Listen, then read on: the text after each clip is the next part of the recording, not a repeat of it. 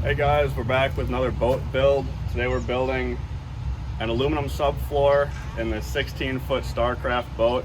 We're going all aluminum. I've got some 1.5-inch angle aluminum. It is a 16th inch thick. That's what we're going to be framing up our subfloor with. I've got to keep into account, got a fuel tank, a battery. I got to think of all that stuff before I even start framing this thing, because if I frame it wrong, I'm not going to be able to fit all that stuff later on. I want to be able to have an easy process throughout this thing. I'm taking you guys along with the journey. Now, this is the first real video. The first video is just demolition, a quick video tearing down the boat. But to see more of this, please hit that like and subscribe button to follow along with this build. We're hoping to turn this thing into a sweet duck boat for this season. It's June now, so we got a few months to work on it, 3 months exactly, before duck season starts. We got to get rolling on this thing, because I want this thing to be a badass boat on the water. Just getting back here to start off, thinking about what I'm going to do. I've already got a fuel tank here, don't have a motor yet. I got Cody working on a motor for me. And on this box, this is something that got tore out of the boat when we took it apart. This was the seat because this was a console boat. I'm going to reuse this box.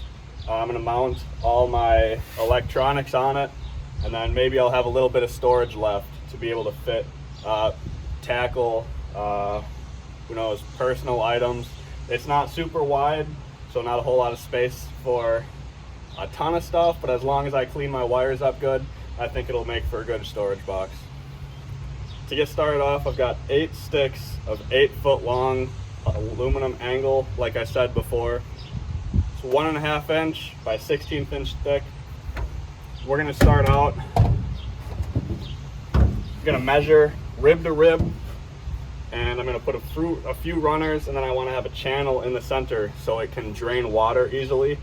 And I've seen some boat guys, they'll run a strip of aluminum all along their boat to rivet to. In my opinion, it's just an extra 30 feet worth of angle that you got to buy, but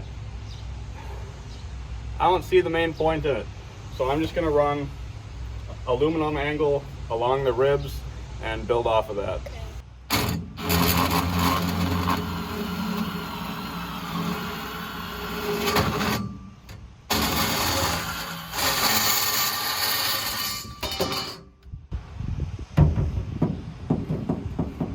My 51.5 inch piece is gonna run right across the back. Like I said, I'm gonna do 3 to 4 pieces like this running across the whole length of the boat. I did already account for this, that it's not gonna sit flat like that, right?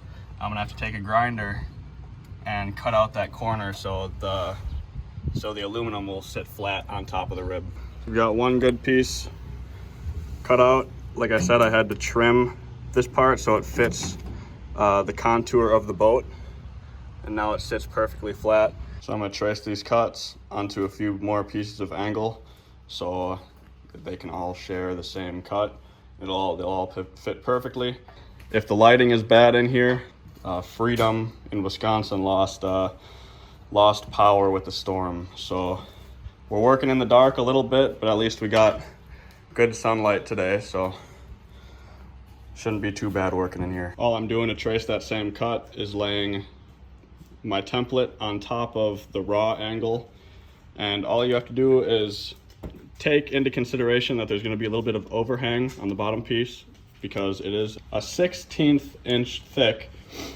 So of course you got to give yourself a little bit of wiggle room so you don't cut too short. I mean, if you cut a little bit too short, it's not a big deal, because I'm going to be riveting this side to the side of a rib anyways to give it a little bit of upright support. There's also going to be upright supports directly under this framing. But I got this side cut out already, and it seems to be pretty decent. So we'll get this side cut and do a fitment check and make sure my method's working. So I got those main beams run across, they're all cut out. I'm working on some brackets here so I can tie in the channel beams. Here are the little brackets I've been cutting. They're each 3 inches, figuring I can mount them up under here, just like that. So then I can run my beams from each of these runners for the channel. If you guys can visualize that. I don't know how well you can visualize it. I can. You guys will see once it gets all cut out. What I'm working with here, I got 4 beams running across. This last one is stopping here. There's 1, 2, 3, 4, 5 ribs. I'm not gonna cover with subfloor because I'm gonna build my floor off of these old seats, off these old seat mounts here. So the casting deck up here is gonna be raised maybe 8 inches to a foot. I haven't measured stuff out yet, but that's how tall it's gonna be. So I don't wanna do all this metal, and I don't know, it's not gonna get seen anyways. There's gonna be hatches, it's gonna be storage up here and casting deck. So what's the point of using metal up there if no one's gonna see it, if it's not gonna get used? I'll just build it just like it's a regular subfloor, except it'll be taller than the actual subfloor. Forgot to say this, but the reason I'm doing this instead of just mounting it right to mounting more runners directly to this piece is because I want the deck to sit perfectly flat. I don't want to have to deal with a 1/16 inch gap between metal, so that's why I'm mounting something underneath this. Hey guys, back on day 2 of the boat. Yesterday all my DeWalt batteries died, and like I said, Freedom didn't have power yesterday. They just got power yesterday back. But I think I'm going to start with fastening down these pieces of angle that are running the width of the boat. Thinking for each of these runners that I've got in currently, I'm going to put a hole right on top of the angle and then one on the side going into the rib. I've got countersink drill bits for the top and countersunk rivets, so that way the aluminum decking sits flat. Keep in mind, this is a test run for me. I've never used a countersunk drill bit like this, and nor have I used a countersink rivet before. The thing behind these is that when this goes down into the hole, the head is cone shaped. It's got a taper, so the top of it should sit flat, so it'll be good for the decking. This is what that hole looks like when it's countersunk. And then when the rivet goes in there, the head of the rivet sits pretty flat on there. So that means I won't have bulges in my aluminum decking when I lay that down. Granted, these are not as strong as regular pop rivets, so that's why I'm going to be using those in the sides going into the ribs, because those are a little bit stronger than the countersunk rivets. I think that just because we are wallowing out this hole, so the countersunk will sit flat in there. That's why I think the regular pop rivets are stronger than the countersunk, but countersunk are needed for good performance of the decking. Here we go. This is the countersunk pop rivet in there. It is pretty flat. I'm happy with that. Obviously, one rivet isn't gonna hold together this whole thing, so I'm gonna get to cranking on these things. And I don't have a power one. I've got this hand cranker, so I'm gonna have some wicked forearms by the time this boat is riveted together. I want to show you why you can't use regular pop rivets on top where your decking is going to go. So this is a regular pop rivet. As you can see, it does not sit flush with the surface you're riveting to. So this one's all riveted down, nice and solid for now. I'm going to get all these riveted down before I start building off of these, start building my channel through the middle of the boat, just to get all these solid so my measurements are good. And I don't have pieces of metal moving around on me. And worst comes to worst, I gotta drill out 4 rivets. Not a big deal, but I think that's the best way to go right now, is to get these fastened down so I can build off of these. So all the cross members are riveted together. I'm gonna get started measuring. In the back are 51.5 for this boat. So I got one mark in the very center. That's 26 3/4, and then 19 3/4.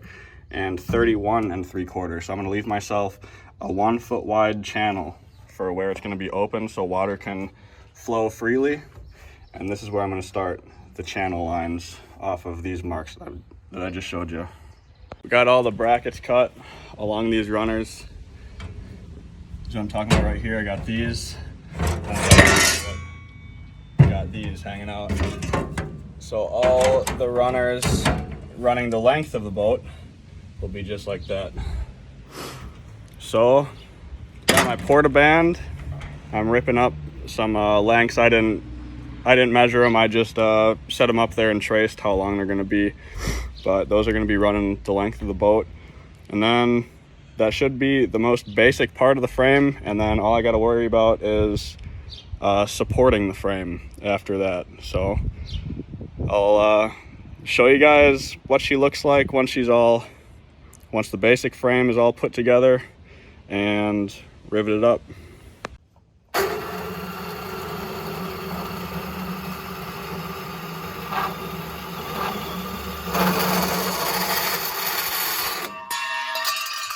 All those runners are cut out. Just gotta rivet them in. I gotta figure out what I'm doing for this backspace. I haven't decided if I want to build the subfloor back here or if I want to just let the batteries and fuel tank sit on the floor of the very bottom of the boat. Haven't decided that yet, but the middle space of the subfloor is starting to come together.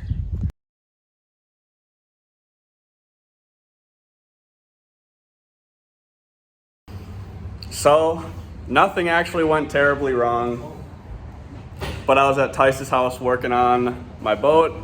I'll toss his tag up right here. He's Tice's Tinkering. If you need oil changes, blah, blah, blah, anything, welding, he's real good at welding. He welded up my aluminum bracket for me. Tice's Tinkering on Instagram. If you're in the Fox Valley area in Wisconsin, he'll hook you up. He's a good friend of mine, been friends since high school. But anyways, I'm gonna show you guys what we got done at Tice's and give you an idea of how this framing looks right now. So when you guys last saw it, it was pretty basic. But if you guys have this centerpiece in your boat, do not take it out. Leave it there and build around it. I promise you it's gonna be a whole lot easier, because leaving that in there, I actually had to cut it apart so I could fit it back in, but it adds a whole lot of strength and structure to this frame. Otherwise, these were the main things I added.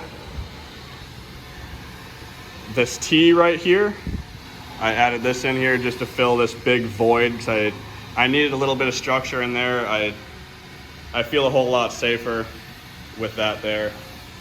Right here, I added these two runners going across the channel. This is where I'm going to mount a passenger seat. Back here we framed up just a little bit of framing. I'm not going to have aluminum decking come back here, but I'm thinking I'm going to have my fuel tank sit on that side and then battery on this side. All said and done, to give you a little bit of a cost analysis, I have 9 pieces of aluminum angle at $20.49 a pop. I've got 100 3/16 rivets, the pop rivets. Those are $5 a bag, 50 pieces a bag. And then 100 countersunk rivets was $20 a bag. Those are the expensive ones. But I'll add all them up, stick my total in there for you guys. But that's how much it costed me to frame my subfloor. And of course, I'm gonna need a lot more aluminum for the front casting deck and the rear deck. But right now, I am about, give or take, $400 into this whole build. I'm about $400 into it. Not too bad. I know the aluminum decking is going to be expensive, but you guys make sure to follow along. There's a whole lot more coming to this boat. Subscribe, like, comment. Let me know what you guys would have done differently. Let me know what you guys like a lot. Please, thank you. See you next time.